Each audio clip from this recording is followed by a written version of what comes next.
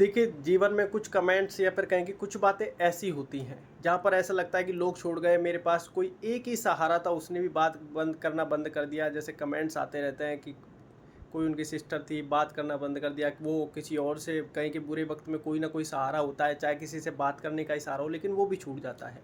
लेकिन इस संसार में आपको ये बातें हमेशा ध्यान रखनी है कि हर व्यक्ति अपने-अपने कर्म बंधनों से बंधा हुआ है। बुरे वक़्त में आपका कोई साथ देगा ही नहीं। या फिर कहें कि जिसका कहें कि एक सीमित टाइम ऑफ पीरियड तक आपका साथ लिखा है, वहाँ तक रहेगा, आपका बुरा वक़्त आया, साथ छूट गया। अच्छे वक़्त में वो वापस भी पास आ जाएँगे, आप उसमें भी कुछ नहीं कर सकते। सबसे पहले तो ये आप ध्यान रखें, आप किसी के ऊपर आश्रित मत होइए, क्योंकि मोह सबसे बड़ा हमारा बंधन है, कि आप सिर्फ़ कर्म करते रहिए, जो भी आपको आज आपको मिला है। रही बात दूसरी सिचुएशन में देखा जाए कि जब कोई नहीं है, द्रौपदी के पास भी कहें कि 5 पति बलिहारी थे, कि उनके 5 पति जो भीम, अर्जुन, नकुल, सहदेव, युधिष्ठिर थे।